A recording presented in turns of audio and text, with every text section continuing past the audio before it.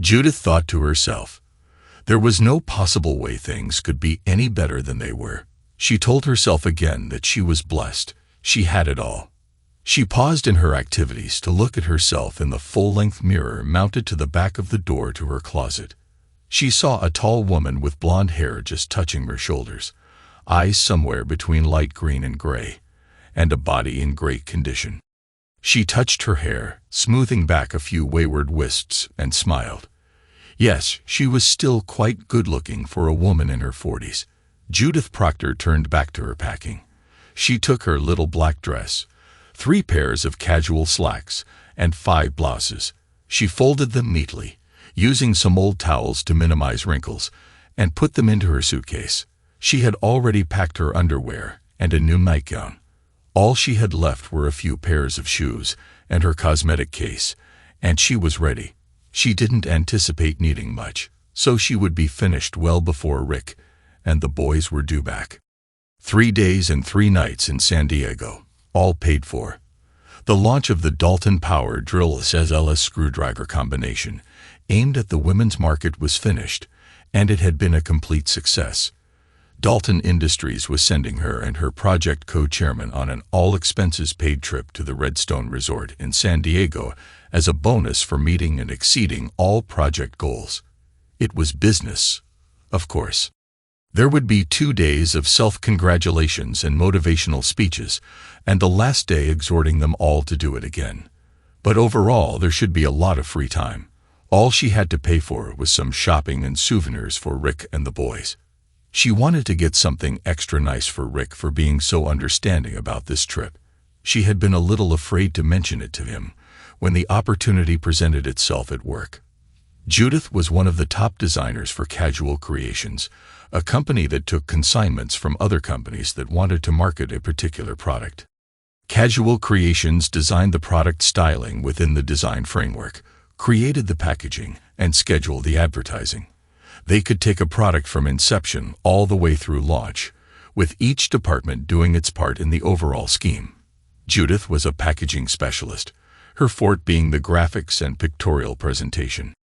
She was very good at it and well paid for this product. In addition to her usual work, she had also offered a contemporary design that the company loved. This project was especially interesting to her, and she had spent many long hours perfecting it. When she proposed it to Rick, he was pleased that the company would do this for her but wasn't thrilled about her being gone for that long. After all, he pointed out, she had spent many evenings away from home working on the same project that now wanted to send her away again for 3 days. She had patiently worked on his sense of fairness to convince him that she had earned this by working hard and wanted to do this. Eventually, he gave in, though not without some reluctance. As she thought about it, she was surprised at how easily he had given in. She had expected days of complaining and whining, but he only protested for a couple of hours before conceding. She closed her suitcase, checked the locks to be sure they were set, and pocketed the key. She picked up the bag and went downstairs to check on dinner. She had fixed a pot roast with baby potatoes and carrots, and had baked a coconut cream pie that she bought frozen as she was never very good at pastries. She wanted to set a nice table tonight before she had to leave for the airport. Rick had said they could eat at 5:30 rather than their normal 6:15 to give her time to spend with them before they left. She saw that everything was right on schedule. She remembered the night before when she and Rick had shared a particularly passionate moment. Rick had been unusually intense, which had made the experience quite memorable. The thought of being away for 3 nights made her want to make this night special for him. Since his vasectomy, they no longer needed protection, and they had enjoyed each other thoroughly. It had been very satisfying for both of them. Rick had always been an exceptional partner, and he had never disappointed her. Even after the birth of their 2 boys, their intimacy had remained strong, though there had been a brief period of adjustment during the early stages of this project. However, things had improved, and she preferred not to dwell on that time. Rick was her husband, and together they had built a wonderful home for each other and their 2 boys, Will and Robert. Will, the older, was almost 9 years old now, while Robert, at 7, often acted more mature than his brother. Will was the carefree one, and Robert was more serious. They complemented each other well, and she loved them both equally. Rick and Judith had met 15 years ago at a party hosted by a mutual friend. They had hit it off immediately. At that time, Rick was 25 and Judith was 23. Although they both graduated from Rutgers University, they hadn't crossed paths while on campus. They dated for nearly 2 years, both committed to their careers, and eventually moved in together and married. Judith remembered the night Rick proposed as one of her favorite memories. Their life together had been wonderful, and when they felt ready for children, they were blessed with 2 healthy boys. She truly felt she had it all. She felt a slight chill at that thought, but attributed it to nerves about the trip. She was waiting when the kids came through the door and gathered them for hugs and kisses, which they pretended embarrassed them. Rick was right behind, and together they ushered the boys upstairs to wash for dinner. Once they were gone, Judith wrapped her arms around Rick to give him a heartfelt kiss and hug. She noticed the tenseness about him, but before she could say anything, he relaxed, returned the hug and the kiss, and then gently pushed her back. "What's this? Miss us already? You haven't even left yet," he teased with a smile, though she saw a shadow in his eyes that the smile didn't fully brighten. "Just glad to see my 3 men.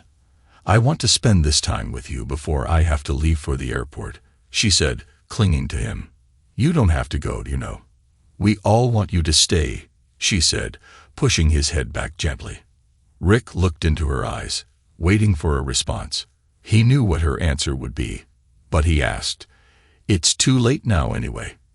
It's just a quick business trip and a few days of relaxation before getting back into the grind." She reached out to hug him again, but he was already moving toward the small powder room. She frowned as he called back, "I'll wash up here, and we can eat when the kids come down." She sighed and walked into the kitchen to set the meal. Though she felt a lingering unease, she shrugged it off. Dinner was lively, with everyone talking at once about their adventures that afternoon at the park, their new school projects, and a science fair coming up. The boys were debating their project ideas. Will wanted to do the classic erupting volcano while Robert had different plans. Their good-natured disagreement was amusing, and Rick let them discuss it until he finally intervened. Judith sat back and enjoyed the conversation. Eventually, it was time for her to get ready. Her bag was packed and by the door, and she only needed her briefcase and purse. She gave each boy a hug and a kiss before sending them off to play, leaving her and Rick alone.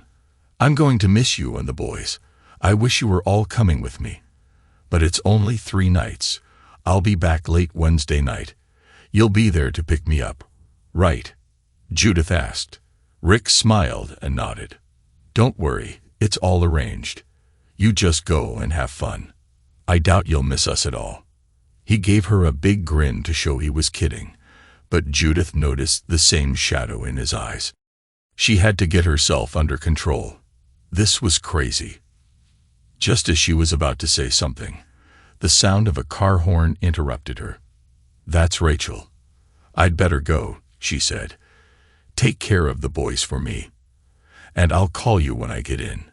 Judith gave Rick a final tight hug and a quick kiss before grabbing her bag and almost running out the door. Once at the car, she turned and waved to Rick, who had already closed the door behind him. She put her bag in the back seat and frowned once more at the closed door. She had a nagging feeling something was wrong, but told herself it was just her imagination. Inside the car, Rachel asked, "Ready for your trip?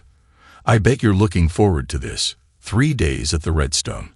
I wish I could have gone with you guys, but I just couldn't get away. Good thing Wes could go in my place. I wouldn't mind spending a couple of days with him too.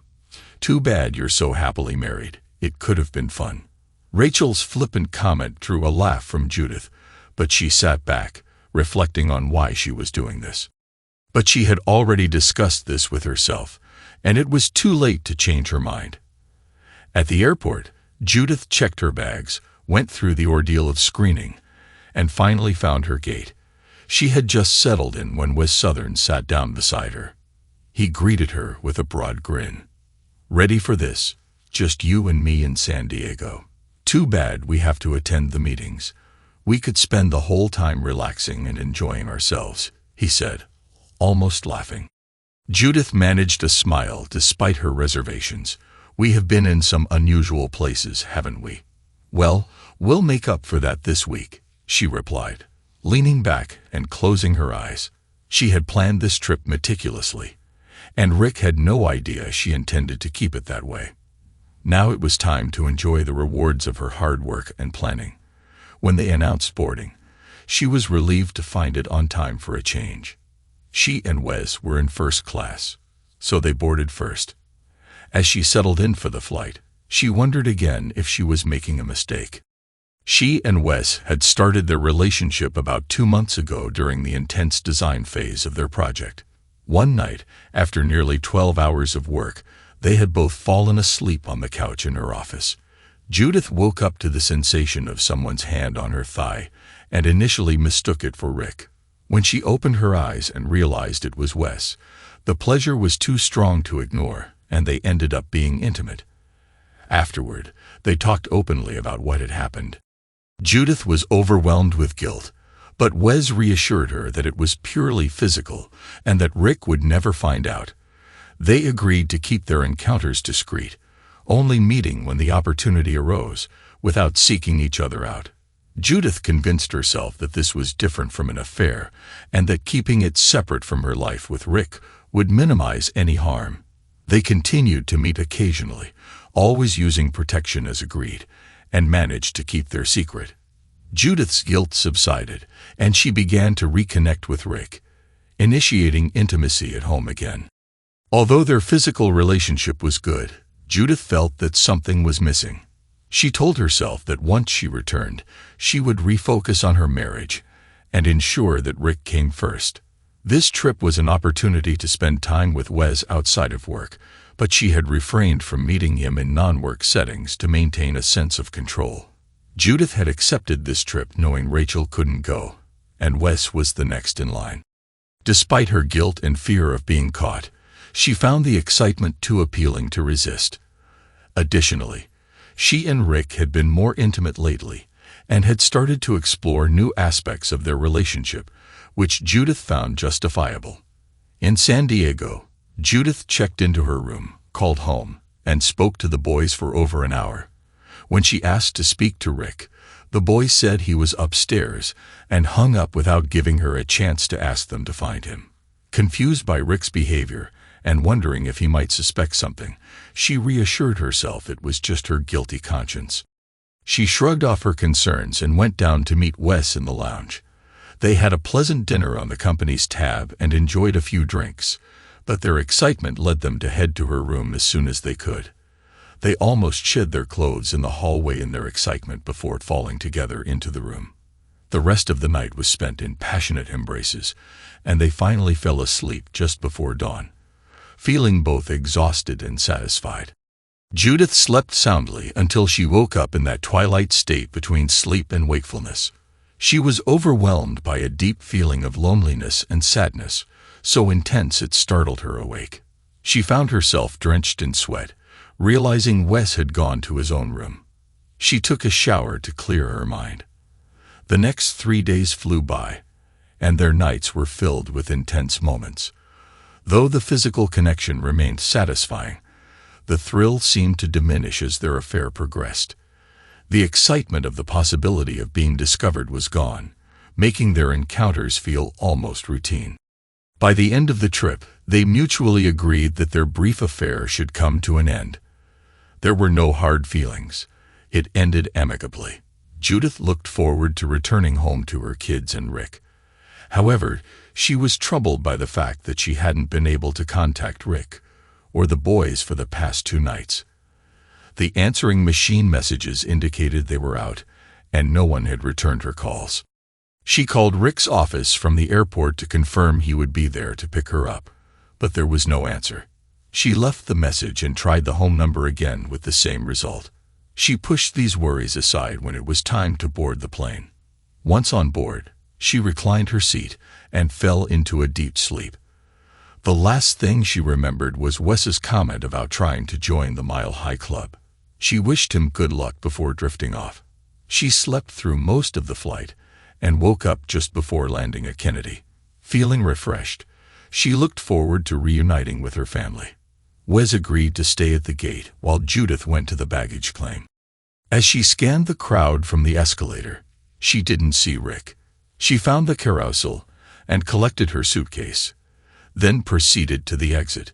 She showed her claim check to the waiting attendant who verified it and waved her on. To her surprise, she saw a man holding a sign with her name, Judith Proctor. She approached him and asked, "I'm Judith Proctor. Where's my husband?" He looked at her with a disinterested expression. "I don't know, ma'am. I was just instructed to meet you here. I was told you'd be on flight 1025 from San Diego. I'm to take you to 41,556 Winding Drive. Is that you?" Judith confirmed and felt a surge of anxiety. "Okay, let's go. I'm eager to get home." The man took her suitcase and led her to the shuttle van parking lot. They boarded a nice limousine, and Judith tried to call Rick again. The call went straight to voicemail. Growing more concerned, she tried his cell phone, but it was turned off. Feeling increasingly worried, she asked the driver to speed up. After what felt like an eternity, they reached her street. The house appeared dark and deserted. The driver stopped and handed her a thick manila envelope. "I was told to give you this when we arrived. I don't know what's inside. The guy gave me an extra $100 to deliver it," he said. Judith took the envelope, recognizing Rick's handwriting, but couldn't open it yet. She was too anxious to get inside and see what was happening. As she waited for the driver to retrieve her bag from the trunk, she shifted nervously from foot to foot. She grabbed the envelope and rushed into the house, her stomach churning with anxiety. She was terrified about what had happened to her husband or one of the boys. "Please, let it not be anything serious," she prayed. Inside, the house was as quiet as she had feared. The only lights on were the night light over the stove and the hall light, which they always left on for the boys in case they woke during the night. Judith checked downstairs and then ran upstairs, looking through each room. It was empty. When she entered their bedroom, everything seemed normal at first glance, but then she noticed that the door to Rick's closet was open, a door he always closed. She walked over and opened it further, only to find that his clothes were gone. Rick had taken everything. With a sinking feeling in her stomach, she moved slowly to the boys' room. The twin beds were made, their computers were missing, their favorite posters were gone from the walls, and the drawers in their dressers were empty. They were gone too. She ran downstairs to look for a note or letter, and then remembered the manila envelope. She found it lying on the table beside her purse. She turned on the overhead light and tore it open. Overwhelmed by the weight of what she saw, she sat down hard on a chair, her heart sinking. The envelope contained another envelope addressed to her, some photographs, a report from a company called Spaulding Investigations, and a document labeled Decree for Dissolution of Marriage. She screamed, her voice echoing her despair. The documents and photographs scattered across the kitchen floor as she threw them in frustration. She cried uncontrollably, her heart pounding and making it difficult to breathe. "No, please God, no, not this. Please give me another chance," she pleaded through her sobs. In her anguish, she began throwing dishes and glasses, desperate to express her grief. She continued until exhaustion overtook her, and she must have finally passed out. When she awoke, the early morning sun was streaming through the kitchen window, warming her face. She pushed herself up from the chair and shuffled through the debris to gather the contents of the envelope. The photographs were the first thing she saw. One showed her sitting on Wes's lap, with her skirt raised. Another depicted them in a more intimate position on the couch. The last photo showed Wes's head in a position that made her stomach churn. She had to rush to the sink, sickened by the images. After washing her face and mouth, she returned to her chair. She pushed the remaining pictures aside, not wanting to see more. Then she turned to the report, scanning the first few pages. It detailed times, dates, and references to the photos, documenting her infidelity. She put it down, not having the energy to read more. The legal document was thick and formal-looking. Though she knew she should read the divorce terms, she was too exhausted and overwhelmed. The tears made it difficult to read, and she felt that there should be more to signify the end of their 15-year marriage. Finally, she remembered the envelope with a small kernel of hope. She tore it open and found a few pages written in Rick's handwriting. She wiped her eyes and began to read. Judith, by now you know that the boys and I are gone. I took only our clothes, some of their more important things, and my belongings from the den. I have a small 2-bedroom apartment for the 3 of us until we settle all our affairs. I should have said divide our assets. I've known about your affair with Wes Southern for some time. Want to know how I found out? I came to your office one evening after you called to say you had to work late. The boys thought you might enjoy a milkshake, so we stopped and got an extra one for you. The boys stayed in the car while I went up to your office. Pete, the guard, let me in when I showed him the milkshake. As I approached, I heard sounds that suggested you were with someone. I peeked through the door and saw you and Wes in a compromising position on the couch in your office. Thank God the boys had stayed in the car. I didn't enjoy watching, so I left, taking the milkshake with me. The boys and I went home and watched TV until you arrived. That was the night I told you I had a bad headache. You probably don't remember, but it was the first time you and Wes were together. She remembered it clearly and felt ironic guilt. She had been so consumed with guilt she wondered how she would face Wes, but when she walked in the door, he told her how sick he was, and she was relieved she didn't have to confront him. She had said a small prayer of thanks. She continued reading. I hired a private investigator, and you have his report now. He was a very nice man, and was apologetic when he gave me the final report. We were both hoping this was a one-time mistake, but it wasn't.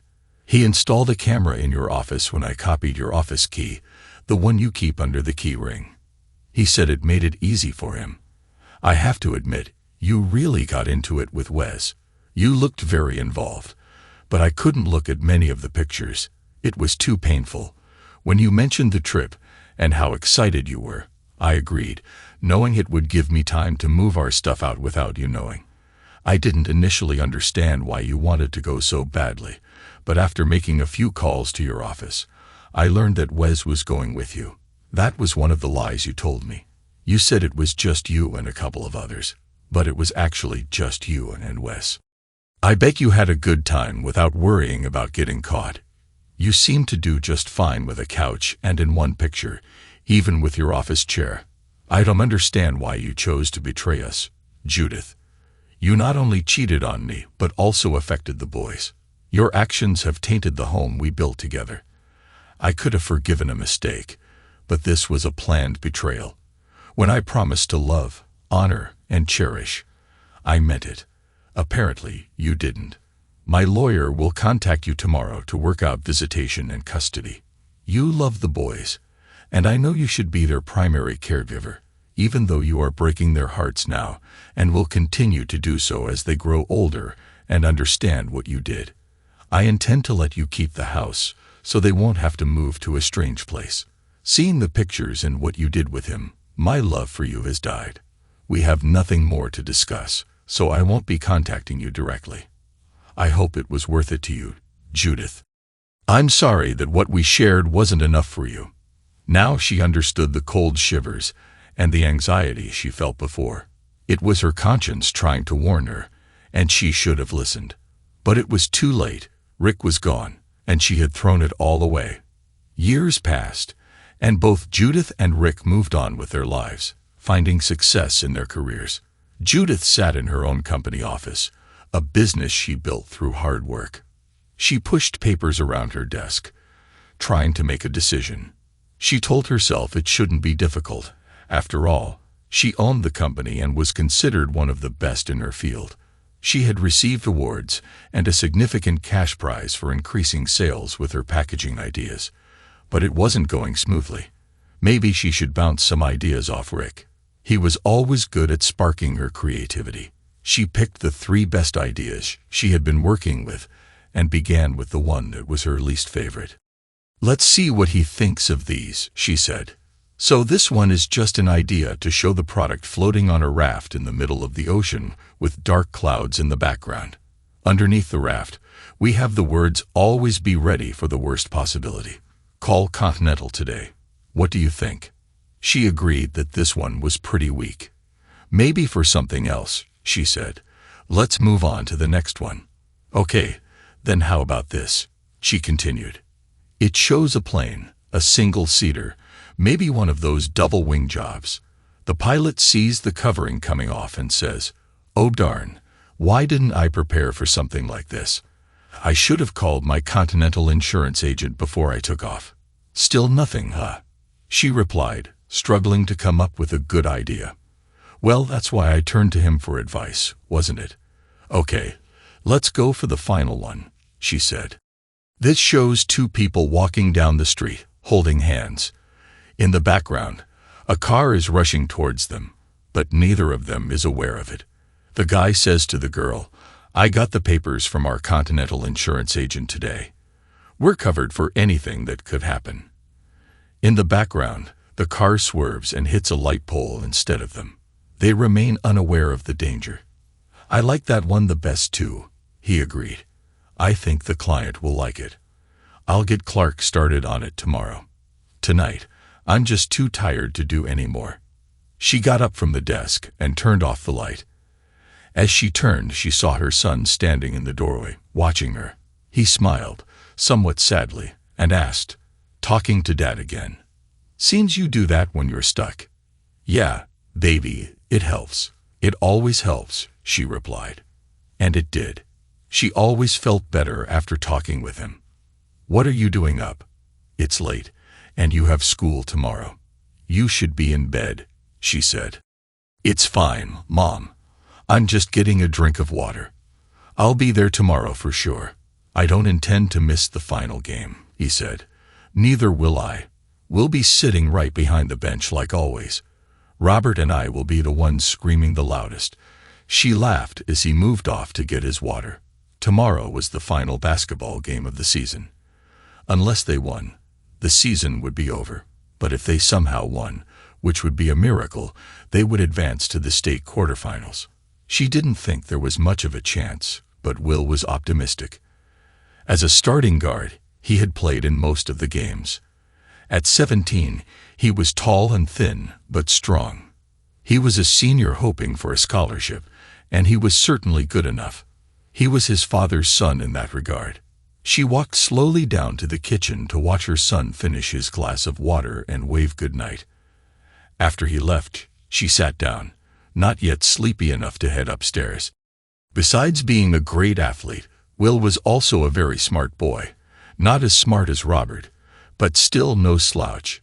He had overheard her talking to Rick, her ex-husband, in her den. She did it quite often, and Will never said anything negative about it. Robert, however, hated it when she talked to Rick. It made him angry. She understood why. Rick and she had been divorced after 15 years of marriage, and today was the anniversary of the day the final papers were delivered to her, making it official. She had told both the boys what she did when they were teenagers. She told Will first, since he was the oldest, and then Robert 2 years later. Both took it hard, and she had some dark days afterward. But they came to forgive her, and life went on. They were a little more subdued around her for a time, but she gave them their space and continued to be there for them. They eventually remembered it was their father she had cheated on, not them. During that difficult period, Rick never used her depression or her actions as a reason to take the boys away. After he left, he reconsidered and gave her full custody during the divorce. He wanted unlimited visitation, and she agreed without reservation, because having the boys was all she had left. She needed them more than they needed her. They had it hard during her depression, but she never neglected them. When things got too bad, Rick would take them, but she always came back for them.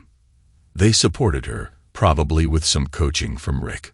Overall, it was a strange but fortunate time for her. The boys grew up learning to cope with serious problems at home, and became strong, confident individuals.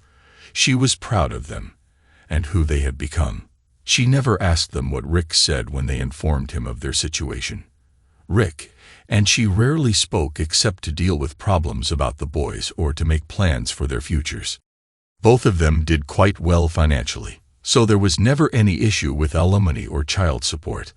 They worked that out between them without needing lawyers or judges. Once their divorce was final, they began to establish methods of mutual support, which became a habit over the years. They got along well, with no unreasonable demands from either side. It was comfortable between them now after several hard and bitter years. She didn't believe he had forgiven her, but he no longer seemed to harbor resentment, which was a blessing for her. Why did she talk to him even though he wasn't there? Because she never stopped loving him or relying on him for support when she was troubled. The fact that he wasn't physically present wasn't much of a hindrance to her. She could see him as clearly as if he were there, hear his comments, and knew what he would say back to her. She could carry on a conversation with him without a hitch and always felt better after speaking with him. She turned to him whenever she was in trouble or had a problem she couldn't solve on her own. She never made a business decision until she had talked to him. Even her sons thought she was a bit eccentric, but it was enough to keep her sane and ward off the deep depression she faced. The first 2 years after their divorce were especially tough. Rick was so distant and unwilling to communicate or let her explain her actions. She didn't even fully understand herself, but she wanted to try to explain. Rick let his lawyer handle everything. And when she made it difficult, Rick threatened through his lawyer to alter the divorce terms and seek custody of the boys. She reluctantly agreed to his demands. She began to struggle almost immediately after the divorce was finalized, feeling herself drifting away with no way to stop it. She continued to work at her job, the only thing she had besides her boys now that Rick was gone. Even though Wes was still in the picture, they had no contact by mutual agreement. Unfortunately, Wes spoke to some of his friends about their past, which, rather than being a badge of honor for him, became her downfall. Her reputation shifted from that of a dedicated professional to someone who was perceived as having used her personal life to advance in her career. Angry and alone with Rick gone, she buried herself in work, trying to disprove those rumors. She spoke to no one and kept to herself during the divorce process. After the divorce was final, one of her colleagues asked her out. She initially refused, but eventually agreed. They went out, and she drank too much, trying to get through a difficult evening. When they left the lounge, he drove her to his place. Their encounter was brief and unsatisfying. She told herself it would serve Rick right if she had some fun, but it was over quickly. He drove her home, and no words were exchanged. She wanted to prove to Rick that she didn't need him, but the experience left her feeling empty and uncertain about whether she wanted to repeat it. She declined several more invitations, but eventually decided to try again, hoping for a better experience. They went out to dinner and then to a lounge with dancing. The evening started well, but she drank too much again and began to lose her inhibitions. They danced several fast and slow dances. He suggested they leave, and she agreed. Unfortunately, their time together was again short-lived and unsatisfying. He drove her home without even getting out of the car. This pattern continued until one night she woke up on the living room floor, feeling disoriented and ashamed. Her clothes were disheveled, and she couldn't remember the details of the evening. She had a vague sense that there might have been another person involved. Feeling devastated, she stumbled to the bathroom, overwhelmed with shock and regret. She spent the rest of that night and the following day in a state of distress, questioning why she was putting herself through this. As she sobered up and reflected, the initial feelings were ones of shame and disgust. What had she become? Who was she punishing? And what about her boys? Thankfully, they were with their father for the weekend. Once her stomach settled enough to let her move, she got up and cleaned herself up. She went into the office Rick had set up in the house and found an old phone book. She called a doctor and made an appointment as soon as possible. Her next call was to resign from her position aiming to put that part of her life behind her. She had to find a way to return to some semblance of normalcy and move on with her life.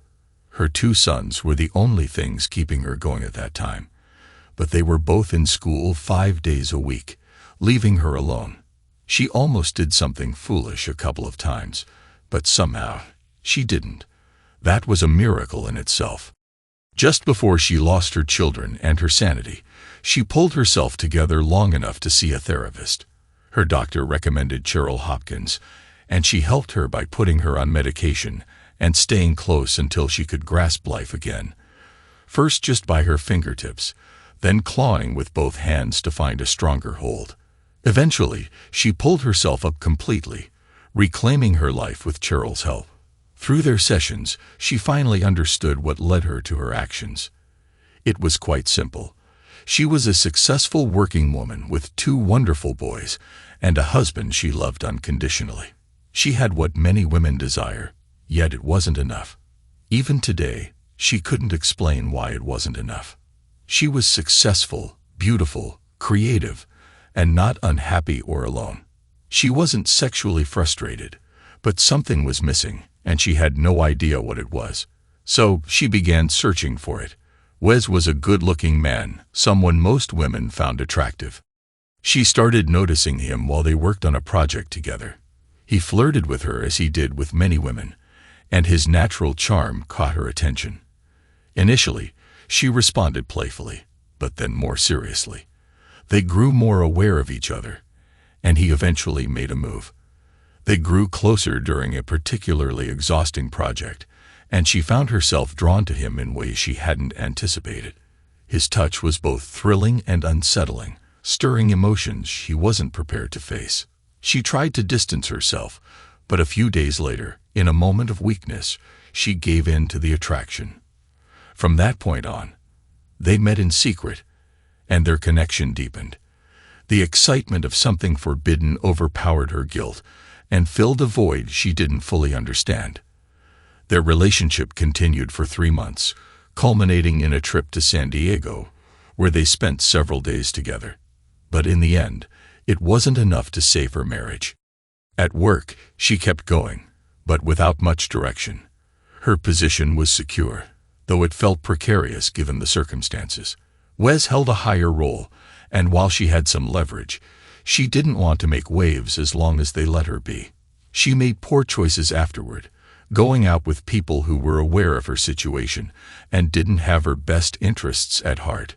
She allowed it, thinking she could rediscover something of herself, but it was a misguided attempt to escape the emptiness she felt. It was a mistake, and the encounters were nothing more than quick, meaningless interactions where she ended up lying and feeling empty. She was using them in a desperate attempt to escape the numbness that had taken over her life, but it was all in vain. The following morning, after that dreadful night when she couldn't even recall what had happened, she called her doctor. That marked the beginning of her slow, difficult climb out of depression. Cheryl was determined and wouldn't let her slip back down. She was unwavering in her support. It took nearly 2 years, but her treatment was effective. Even now, she continued to see her occasionally. During that period, she quit her job and distanced herself from those old connections. She had no desire to return to that environment. Once she had completed her recovery, which was appropriate for that time, she needed to find a new job. Rick had provided enough financial stability that she didn't have to work, and he continued to maintain the insurance for them. She had enough for the essentials, food, utilities, and the boys' needs. But for her own sanity, she needed a job. Returning to her old company was not an option. She was skilled in graphic design and packaging design, and she knew many people in that field. While her old company was one of the top in the industry, they often turned down smaller projects, which she was capable of handling on her own. So, she decided to give it a try. She obtained a business license and started her own small company, operating from home. She named it J. Proctor Packaging Concepts. She advertised online and through word of mouth to some of her former contacts. She also borrowed some money from the bank, using the house as collateral. Rick had given her the house in the divorce, so the boys could grow up in the only home they had ever known. They had significant equity in it, so she used some of that for a small loan to buy the equipment she needed for her business: a computer with advanced graphic capabilities, a large color copier, a drafting board, and a photo layout setup. She also acquired a system for cross-comparing multiple media, allowing her to transfer the best images to film for printing and modification. At the time, Will had just turned 13 and Robert was 11. They were a great help, giving her time in the evenings to work while they watched television, played games, and kept themselves occupied. Since they were too young to go out alone, it was an ideal situation. They compromised. She made sure they got to their games and practices, and they left her alone later in the evening to work. Both boys understood what she was trying to achieve, and they functioned as a team. It was one of the best times of her life, and it was rewarding to see the business begin to grow. Initially, she only received a few referrals from former colleagues, but it was a start. After losing the first 2 accounts she pursued, she secured the third one, and was officially in business. As the year progressed, her business took off. She had to hire a receptionist to handle phone and internet inquiries, a draftsman for the large board work, a color artist for filling in details, and a salesperson. Although she was capable of handling all tasks, she realized she couldn't do it alone. She set up a small office at the back of the house, which kept her close to home. This setup worked well, and she gradually took on more business over the next 2 years. Her reputation grew, and her financial success allowed her to pay off her loan and all of her bills. 2 years later, Will was 17, Robert was almost 16, and she had just turned 48. Her business was thriving, and she had 12 employees. She decided to keep her company small, focusing on high-quality work for clients who wanted the best. Her team was exceptional, and their solid reputation translated into profits. She was well off now, and her boys had everything they needed. She increasingly relied less on Rick, who agreed to deposit his support payments into a bank account for the boys' college fund. Will, aiming for a basketball scholarship, had already been accepted into Ohio State for the fall. Robert, with his academic prowess, was expected to secure a scholarship when the time came. Both boys were popular in school, with Will involved in a serious relationship and Robert starting to navigate romantic interests. As for her, her business success introduced her to many social circles. She was well known, invited to important parties, and had numerous friends across various walks of life. She was frequently featured in the social sections of newspapers. However, there was one thing missing. She didn't date. Since Rick left, she hadn't been on a date or had any romantic interest. Although men reached out to her, expressing interest at parties and social events, she wasn't interested in them. Her friends encouraged her to consider dating one of the many wealthy single men she knew, but her focus remained on one man who was no longer available. It might sound strange, but after Rick left her in such a dramatic fashion, while she was on a 3-day trip with Wes, her lover at the time, she was left reeling.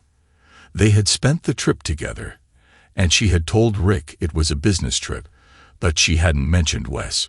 Rick was already aware of Wes, and had everything documented. She was the typical cheating spouse, believing she was smarter than her partner and that nothing would come of it. She had no idea that consequences were not just for other people, but for her as well. Ironically, that trip with Wes made her realize that she was done with cheating and lying. She found herself thinking about Rick constantly, and by the end of those 3 days, she had recommitted herself to her marriage. But Rick had other plans. He left her with pictures of what she had become, divorce papers, and a letter clearly stating that their marriage was over. His letter was blunt and to the point, and she deserved everything he said and did. She was guilty and had no defense. This led to a period of depression and a challenging journey to rebuild herself, which took 2 years of her life. The business she built for herself and her boys took another 5 years, bringing her to this point. Throughout that time, she considered herself a married woman and vowed to keep the promise she made to herself on that plane trip home from San Diego. She promised to rededicate herself to Rick and her marriage. Even though Rick left and her marriage ended, she was determined to honor her promise, though it might have been too late. Her pride wasn't ready to let go. During that period, she met many interesting men. She found herself daydreaming about a few and had several vivid dreams involving them. It was quite enjoyable, and she occasionally indulged in some self-care during the nights when her boys were staying over at friends' houses. Although she might have started with thoughts of these men, by the time she reached a moment of satisfaction, it was Rick who filled her mind. It's fascinating how life's circumstances can lead to such contradictions. One night, while cheering for Will at a game, he and his team achieved a significant upset, making it to the state quarterfinals. Will and Robert were ecstatic, and she was a proud mother, glowing with pride as they celebrated with Will's teammates at their house. The party was a success, with several parents volunteering as chaperones, and the night went off without a hitch. The following day, she learned about the upcoming schedule for the regionals, which would require some time off from work. She made the necessary arrangements, ensuring everything was in place. While she was working on the schedule in the kitchen, the phone rang. She answered without checking the caller ID. "Hello, this is Judith Proctor," she said, balancing the phone on her shoulder as she continued with her chart. "Hi, Judith. It's me, Rick," came a voice that was smooth and familiar, one she heard in her mind often. "Yes, Rick, I recognize your voice. It's good to hear from you. It's been a few months, hasn't it? Last time was to arrange Will's birthday present. How have you been?" "Good, very good. I was wondering, Judith, do you have plans for the regionals? I know when it's being held, but not the details. I won't see the boys next week and would like to make arrangements to see Will play." "I'm actually doing the same thing, Rick. The game is in Columbus next week on Saturday afternoon. We will travel with the team on the bus, but Robert and I are driving down Friday afternoon. We'll check in for the night, have dinner, and then check out before the game. We have tickets, and I even got one for you. One is good. Could we meet once we get there? You, me, and the boys. We could go to dinner and then attend the game the next day.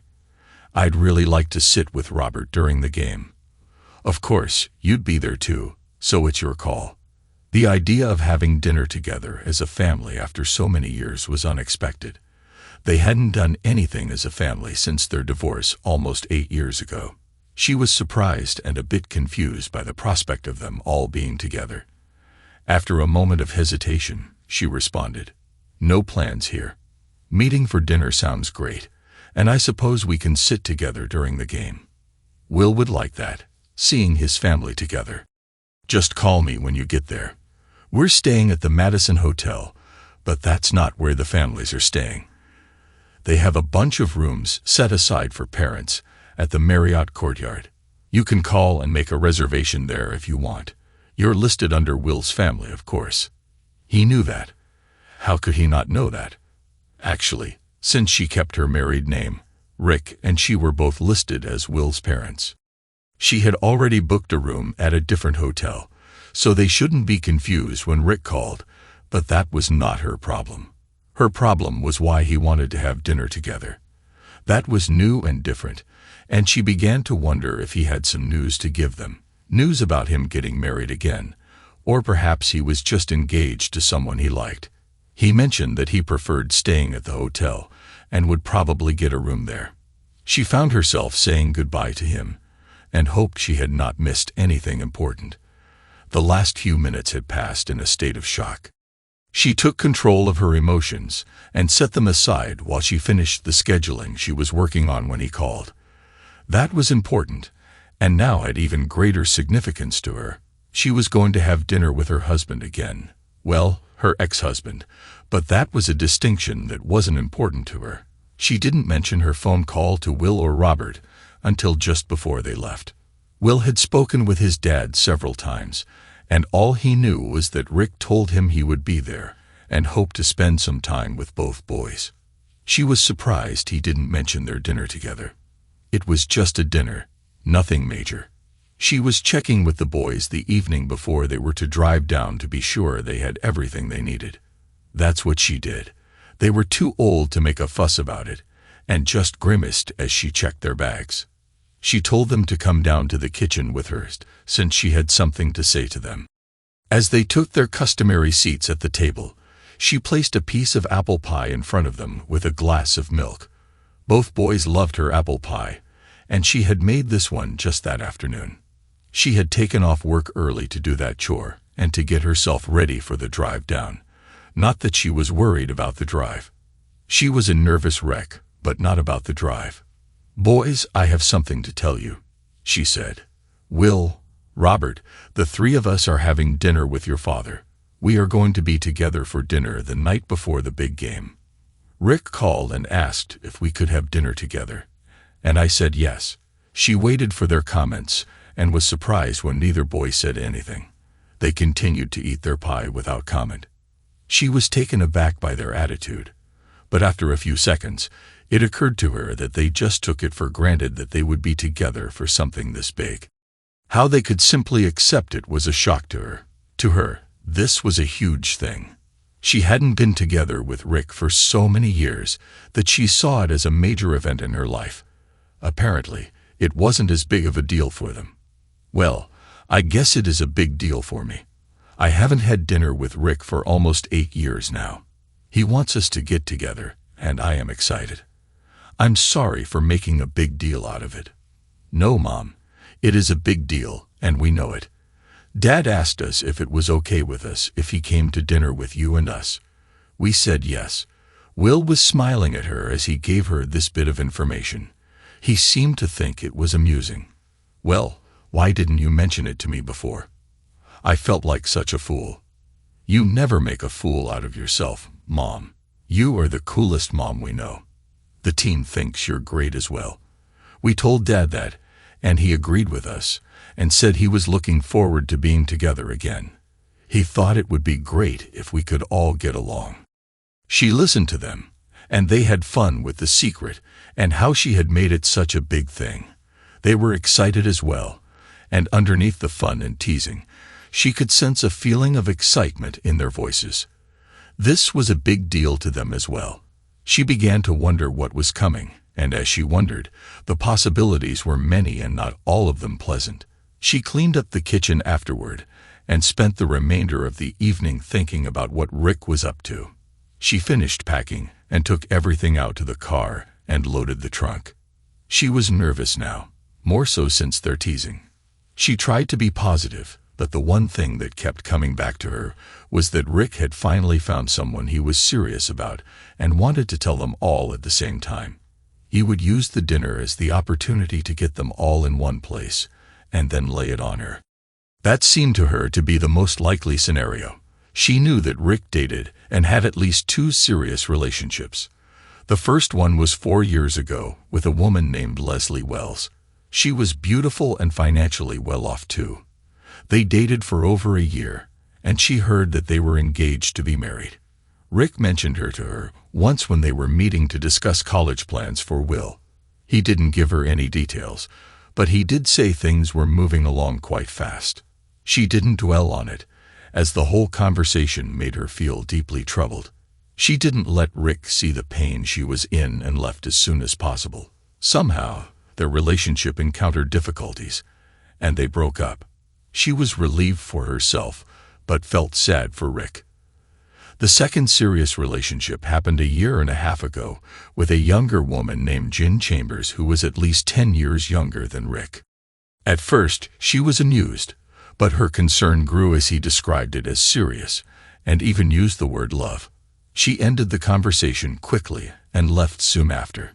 He never mentioned her again, but she assumed he continued seeing her. She never asked the boys and made it clear to them that their father's personal life was off-limits as a topic with her. They understood and never brought up Jen Chambers. She suspected that this dinner was Rick's plan to introduce Jen and tell them that he was going to ask her to marry him. She knew he would inform her and the boys before making it official. That was Rick, polite and considerate, except for the time she made mistakes and he walked out on her. She understood that the lack of consideration during that time was deserved. She had made mistakes, and she paid for them. The following day was warm and bright, and they left on time for the drive to Columbus for the quarterfinals. Will was on the bus with his teammates while Robert and she drove in their car. It was a 4-hour drive, and she wanted to get there early to have time to shower, freshen up, and dress for their dinner. Although Rick had broken her heart, she wanted him to see what he had left behind 8 years ago. She had a new dress, new shoes, new black lace undergarments, and a beautiful necklace with a diamond pendant, paired with matching earrings and the perfume he had bought her for their anniversary. She planned to look as elegant and attractive as possible.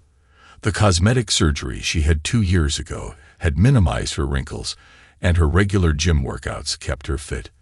They arrived at the hotel and checked into their rooms. She let Robert have a separate room, but explained that he would need to share it with his brother. He seemed pleased and took his carry-all to unpack and change. They planned to eat at 6:30, but Rick hadn't called yet, so their plans were flexible. They decided to walk over to the parking area to see if the bus had arrived. They should have beaten it by more than an hour, so they might see it arrive. Robert led the way while she looked around the lobby and the adjacent shops. Many of them were within walking distance, and there were several nearby restaurants. The bus arrived soon after, and they saw Will get off before he noticed them. Jill, his girlfriend, walked up to him and hugged him. He smiled at her, leaned down for a kiss, and said something to her. She nodded and rejoined her friends. Will then spotted them and jogged over to meet them. They took him back to the room to change. Robert took him up to their room, and she left them alone to browse the gift shop windows and people watch. She enjoyed wondering about the people around her and where they were going. She sat down and had been enjoying herself for several minutes when she saw Rick come in. It was both a shock and a thrill to see him again after several months. She didn't get up or acknowledge him. He checked in efficiently and then turned away to find the elevators. She watched him walk away, and memories of what they once had flooded back. She felt a warm sensation as she remembered their past together. Despite the time that had passed, her thoughts of Rick still evoked strong feelings. She let him go up and then followed, heading to her room to start getting ready and to wait for his call. She wanted to ensure she was prepared when he did. Later, after finishing her makeup and hair, she walked into the adjoining room where Will and Robert were talking about the game and Will's plans. Will was trying to stay calm, but his excitement was evident. She listened to them and felt immense pride in the young men she had raised. They were gentlemen, and she was so proud of both of them. They were already dressed for the evening in clean shirts and pressed jeans. Okay, so she had pressed their jeans. She went back into her room through the connecting door, almost ready. She wanted to put on her dress at the last moment to avoid any wrinkles. For her, she wanted to be as perfect as possible this evening. As she was putting on her necklace and earrings, the phone rang. She picked up on the second ring to hear Rick's voice asking if they were ready. She told him they'd be down in 5 minutes and hung up. She began to panic. Oh God, what had I gotten myself into? Rick and she were going to be at a table together for more than just a conference about their son's affairs. She wasn't sure if she could even do this. She was already a nervous wreck and hadn't even left the room. She called out to the boys through the door and told them they were heading to the lobby to meet their father. Will and Robert came into her room, looked at her and the way she was dressed. She held her breath until they whistled and said, "Wow, Mom, you look great." Even though they were her sons, she needed to hear those words from anyone, even them. She fought back tears and simply smiled at them. Before he could move, she hugged Will tightly and kissed him on the forehead. He pretended to resist but whispered, "Go for it, Mom. Go for it." With those words, her fears fell away. She decided she would enjoy the evening with 3 good-looking men and let the consequences take care of themselves. She was going to have fun. She opened the door, waved her 2 companions out, and shut the door behind her. She put her arms through each of her sons, and together they walked down the hall to the elevator. After a short ride, they exited arm in arm and went in search of her ex. They found Rick waiting in the lobby, standing alone and holding a small box. As he saw them, he smiled and moved toward them. They met in the middle of the lobby, looking like a regular family, husband, wife, and two handsome boys. She felt strange for a moment until Rick started to talk. "Judith, you look amazing. You are absolutely beautiful." He was staring, and she was pleased to note that the effort seemed well worth it. She smiled back, a blush staining her cheeks. "Thank you, Rick. You look nice as well." That was all she could manage, but it was enough to break the ice. Rick looked her over, and the blush spread. She enjoyed the attention even if the thrill was not something typically discussed in polite company. He turned to Robert and placed a hand on his shoulder. "Hi, son. You look presentable for a change. I hardly recognized you without your Buckeye shirt." Then he turned to Will. Instead of a fatherly pat on the shoulder, Rick reached out to shake Will's hand firmly. They looked into each other's eyes for a brief second, sharing a thought between them. Rick then held out the small box. "Before we go to dinner, I want to give you something, Will. This was mine and was given to me by my father when I went off to college. He told me I should pass it on to my own son when the time was right. I think tonight, before the big game, is the right time." He handed the box to Will, who took it and held it as if afraid to open it. Robert stood beside him, his feet tapping in anticipation. "Come on, Will, open it. What is it?" Will looked at his dad, then at her, and finally back at the box. He carefully opened it to reveal a gold pocket watch, its surface intricately engraved with vines and leaves, attached to a short chain with a fob at the end. As he lifted it out of the box, the gold shone brightly, and the chain dangled from his hand. He gazed at it, touched the top with his other hand, and gently pushed the cover open. Inside was a white face with golden numbers and black hands. The inside cover was mirror bright and smooth. She was moved by the sentiment attached from father to son. She was glad for Will to receive such a gift from his father. Robert was touched almost as much and showed no resentment toward such a meaningful gift being given to his older brother. Once again, pride in her sons took her breath away. A tear began to form in the corner of her eye, and she quickly brushed it away. "Well, can we go in and sit down? My legs don't seem to want to support me right now." She smiled to lighten the seriousness of her voice, but Rick seemed to understand. He moved toward her, took her arm, and led them into the restaurant. He had already made a reservation for the four of them. As they were shown to their table, Rick motioned for her to slide in first, and then moved to sit beside her. Will and Robert sat across from them, both looking pleased with something. She tried to maintain her composure with Rick sitting so close to her. Her breathing was a little erratic, but she managed to bring it under control and joined in the conversation that had started without her. Dinner was a very happy affair. The boys were ravenous, devouring huge double cheeseburgers with a big side of fries, while she had a salad and a chicken salad sandwich. Rick had a steak with a baked potato and mixed vegetables. They all had dessert, pie with ice cream for the boys and Rick, and a small dish of sorbet for her. After all, the dress was pretty tight to begin with, and she did all right, if she said so herself. She was sitting next to a man she had dreamed of many times over the past 8 years. Most of those dreams were quite vivid, making it hard to concentrate on the food. After dessert, the boys excused themselves to head back to the room. Will had a curfew, and the coach would call the room at 8 to check on him, but he wanted to see Jill until he had to check in. He wasn't going to miss that call. Robert would do whatever his brother asked him to do, so the two of them were fine. She watched them go with a smile. It occurred to her that she was alone with Rick for the first time in many years, and the idea didn't scare her as much as she thought it would. After all, what could she lose?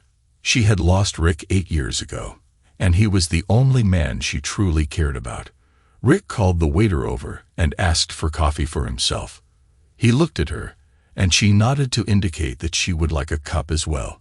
She was enjoying his company and wanted it to continue. The coffee was perfect, something to do with her hands. Rick said nothing for a while, waiting for the coffee. She was content to sit in his company, just enjoying the companionship she had missed so much. She asked herself why they couldn't have parted at least as friends. She knew the answer. The pain she had caused him was too great to ignore and forgive. She understood that well. The coffee arrived. The waiter set the cups in front of them, poured the coffee, and after making sure they were okay, walked away. They were truly alone. She didn't know what to say and wondered if she should start the conversation. After all, wasn't this the discussion she had wanted all those years ago, but never got? Should she take it now? Should she say the things she wanted to say then? She steeled her courage and was ready to begin when Rick turned to her. "Judith, could I ask you something? Just a few questions that have been bothering me for some time, if that's okay." She was relieved that he would start the conversation. He could ask questions. She would tell him anything he wanted to know. All she wanted was to lay herself open to him and let him ask or say anything that might allow him to forgive her. She prayed that it would happen. She prayed that he would give her the chance to tell him he was never to blame for what she did. "Of course, anything, Rick. Just ask me." "Okay, first, is it true that you talk to me as if I'm there with you?" That was what he wanted to ask. God, she had hoped and prayed for this chance, and he wanted to know if it was true that she had always talked to him as if he were there with her. "Yes, it's true. I've always done that ever since I started the business. I valued your advice so much, and since you weren't there, I pretended you were. I knew you so well that I think I knew what you would say, so I just filled in for you. You can't know how much you've helped me. There was a time I was going to buy a big laser printer, but when I thought about what you would say, I could just hear you saying it was too big and would cost more to operate than it would return in value. I didn't buy it. I bought a smaller one, which has been perfect for my business. Good advice. Why didn't you call me or ask my advice for real? Wouldn't that have made more sense?" Rick asked. "Rick, you made it clear that you wanted nothing to do with me. We both know why. So why would I call you to ask for your advice?" Rick looked at her for a moment, nodded in understanding, and then looked away. She was afraid she had made a mistake by being too direct, but he turned back and continued, "You never date. Why is that? I know things didn't work out for you right after the divorce, but you are still beautiful and successful. I know any number of men who would love to go out with you. Why haven't you dated?" It was one of the questions she expected, and she was ready with an answer. She hoped it wasn't a mistake to be honest with him. What did she have to lose? She had made a mistake 8 years ago and paid a heavy price for it. She had no choice but to face that price. But one thing I learned from working with my therapist, Cheryl Hopkins, was that there was only one man for me, and that was you. I promised myself after working with Cheryl that I would be the perfect wife for you. She saw that Rick was going to object, so she quickly interrupted him. "Before you say anything, you have to understand something. I made that promise on the plane ride home from San Diego. Wes and I had already decided to end our affair, and I was ready to recommit to my marriage and to you. I realize now that it was naive of me to assume I could just pick up where we left off as if nothing had happened, but nothing I did then was reasonable or fair or right. I messed up badly, and I know that now. I understand why I did it, but that doesn't justify it. It just allowed me to understand why, and to make sure I would never do it again. Even though we are divorced, I promised, and I have to keep that promise. It's important to me, even if it's only to myself. So you see, to date would be to betray that promise. While I have seen some very appealing men who I would love to date, I can't. It would break my promise to myself. And here's a secret that the boys don't know. Sometimes I think of things I'd like to do with them, but when I do, guess who I end up dreaming about?" Rick looked puzzled and didn't respond. She smiled at him, waited a few seconds, and told him, "You. Even in my dreams, I can't cheat on you.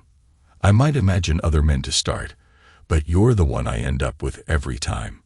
She watched his reaction and couldn't help but laugh.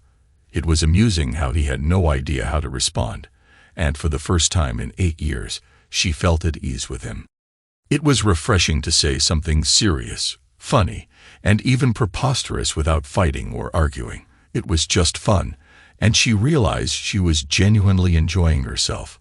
You don't even have to say anything. I just wanted to tell you that it's true, regardless of whether you believe me or not. I know my credibility might not be at the top of your list, she said. Rick shook his head, not quite sure how to process what she'd said. I'm not sure I know what you're saying, but that's fine. Another question, if you don't mind. What are your plans for the future if you don't date and won't date another man? Do you plan on being single for the rest of your life? I can't believe that would be your choice, is it? Yes, she answered simply. That was her choice, and she made it 6 years ago, right after she came out of that dark place she was in.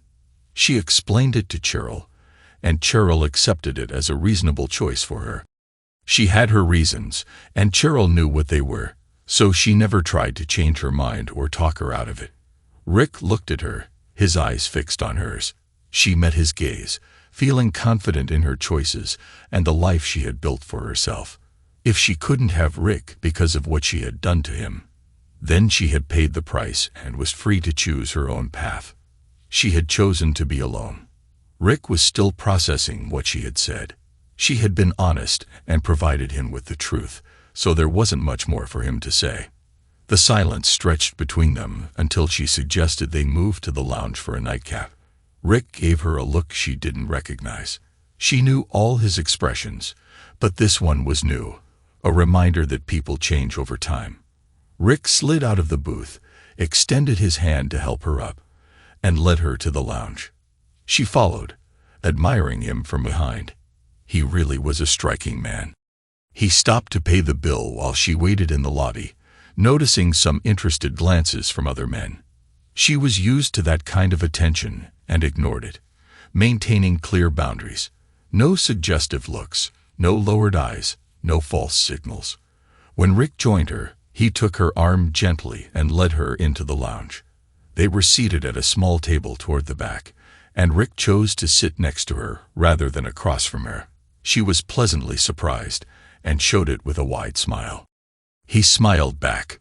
Judith, I need to tell you something, Rick began. I've had a private detective check on you at different times over the last 3 years. I wanted to make sure that Will and Robert were not lying about how you lived.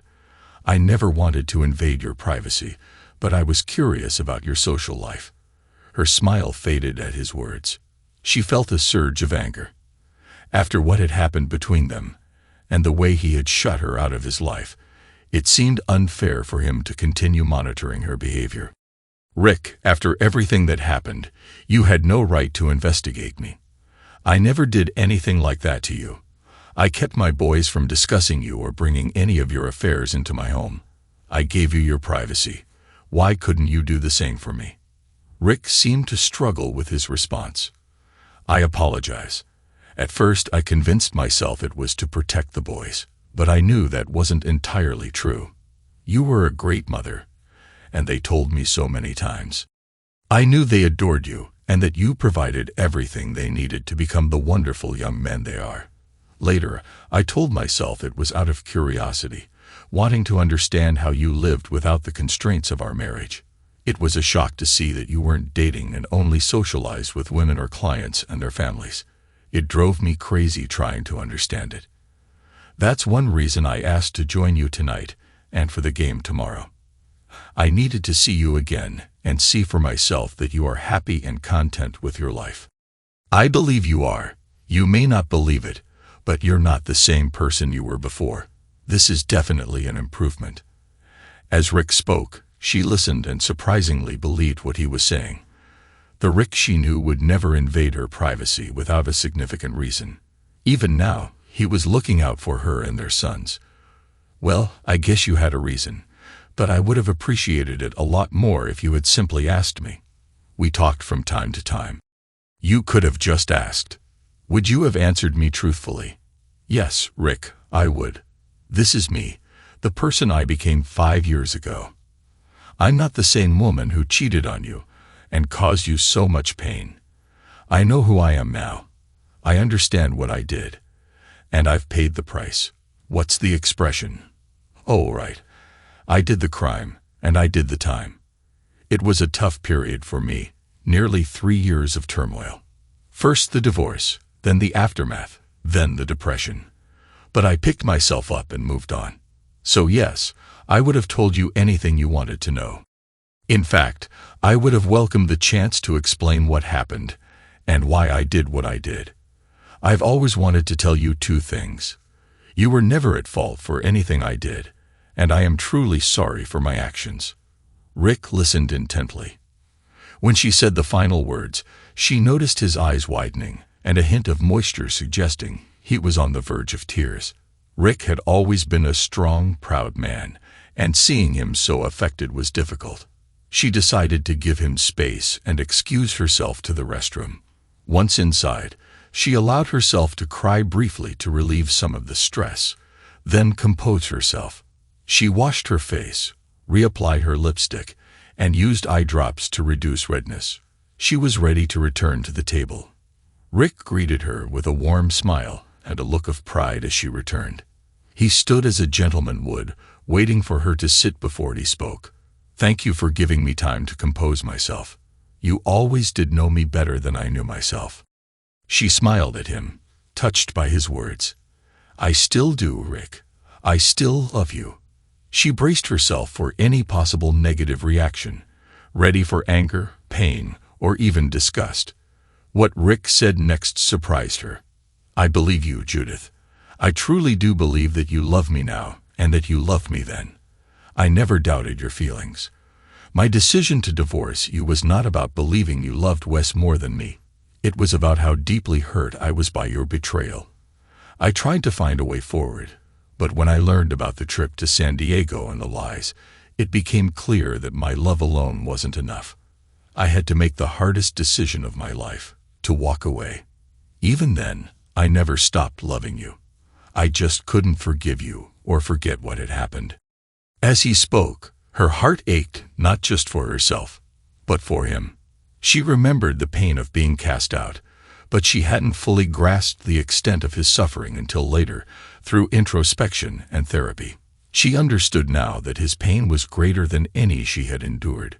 Rick, please don't blame yourself. I understand why you couldn't forgive me, and I don't fault you for it. I know what I did, and I carry that shame. You've been fair to me over the years, cooperating with our sons, and never holding my actions against me. I'm grateful for this chance to say what I needed to say. It's a gift I will cherish. Thank you. Rick looked at her with an expression she couldn't quite decipher, but it wasn't anger or resentment. She felt a sense of relief and hoped that perhaps they could move forward as friends. To steer the conversation to safer ground, she asked, "Tell me about Jen Chambers. The last I heard, things were getting serious between you two. Is she about to become the next Mrs. Proctor?" Her stomach flipped at the mention of Jen, but she thought opening the conversation about her might make Rick comfortable enough to discuss a potential marriage proposal. Rick's expression shifted to surprise. Perhaps he hadn't planned to bring her up, or maybe it was still too soon. He shook his head and replied, "I haven't seen Jen in almost 2 years. I'm surprised you even remember her. You mentioned that you thought you might actually love her the last time we talked about her. I thought marriage might be in the cards," she said. "You were quite taken with her. She was young and dynamic, and I thought you might be able to keep up with her. It didn't work out, though. I'm not seeing anyone now. I haven't been with anyone since." "Why?" she asked. "You're still as captivating as ever. You're successful, good-looking, and well-off. What's stopping you?" Rick sighed. "I can't seem to find anyone who fulfills me completely. Some women were too assertive. Some were not assertive enough. Some weren't good in bed, and others were just looking for someone to take care of them. None of them had everything I wanted. There was one woman who had it all, but it didn't work out." She leaned in, intrigued. "Was she someone special? Someone who let you go?" "Yes, she was you. Rick said quietly. And yes, she did let me go. Actually, she pushed me away. It was a shame because she was perfect for me. Her heart raced. This was her chance for something she had once given up hope for. If she didn't try now, she would regret it forever. She took a deep breath and spoke from the heart. Maybe she learned her lesson. Maybe she's wiser now and understands what she had with a man like you. Perhaps she's ready for a future together and won't repeat the same mistakes. Do you think that's possible? Could she be different this time? Rick's gaze was serious. Why would she make the same mistakes again? I don't think I could handle that. The first time was too painful. I believe she would do everything in her power to avoid causing that kind of pain again. She looked at Rick, holding her breath. Could he forgive her? Had the years softened his heart enough to allow for a renewed connection? She held his gaze, hoping he could see the truth of who she had become. Rick didn't say anything but reached for her hand. She placed it in his, her heart pounding. If he didn't speak soon, she felt she might lose control of her emotions. The night had taken an unexpected turn, offering a chance she believed was lost forever. She was on the edge, waiting for his response. I believe you because I want to believe you, Judith. I have to believe you if I want to be happy. I haven't been happy for the past 8 years. I've tried to forget you and move on, but it hasn't worked.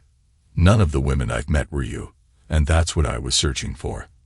I've come to realize that there's only one woman for me, he said. She felt her heart swell with hope, believing that they might have a chance to start anew, that all the pain and regret might lead to a second chance at love. But Judith, Rick continued, and her heart stopped. The only thing I can say today is that I forgive you. I forgive you for destroying my family and my marriage. All these years, I tried to move on but couldn't. I was held back by anger. Now, I let it go. I hold nothing against you now. No anger, no hate, and finally, no love. He released her hand and stood up, his eyes sad but resolute. She felt as if the ground had been pulled from under her feet.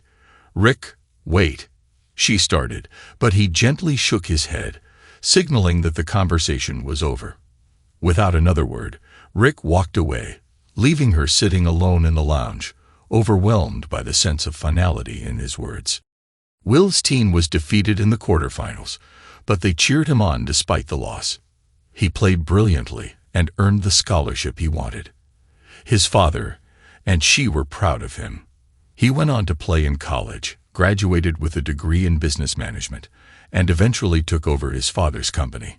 Along the way, he married Jill, his high school sweetheart, and they have 3 wonderful children.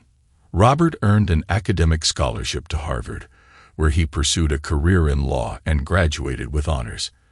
After completing his degree, he joined a practice in New York City and quickly earned a reputation as a determined and effective lawyer. Eventually, he started his own practice, which now includes 4 lawyers. He recently proposed to a woman he met through his work, and they appear to be deeply in love. They wish them all the best. Rick and she met several times after their separation. He was always kind to her, though it felt as though his kindness was more a matter of formality than genuine warmth. Despite the fact that she still cared for him, it was clear that their connection was no longer there. She couldn't blame him. She was the one who had changed their relationship. She continued running her company and allowed her partners to take on more responsibilities while she worked less. When Rick decided to pass on his company to Will, she made a similarly difficult decision and sold her company to a group of her employees. They reached an agreement, and she retired for good. She celebrated her 60th birthday with a gathering of friends and family. Although she put on a brave face and engaged with everyone, she couldn't shake the feeling of emptiness. She had a home, a car, and her sons, but she lacked someone to share her life with. Rick passed away a year later. He never married, and his quiet departure came in his sleep. Seeing him in the casket, white-haired, clean-shaven, and still handsome, brought back memories of what they once had. Though he had left her years ago, his passing felt like another loss. She still visits his grave, but she struggles to find words. The regret of her choices remains, and she often finds herself thinking, if only I hadn't made those decisions. The only solace she has is in the memories of what might have been. Thanks to everyone who took the time to listen to today's stories. If you enjoyed it, please consider liking and subscribing if you haven't already. Feel free to share your thoughts on the events in the comments below. Take care.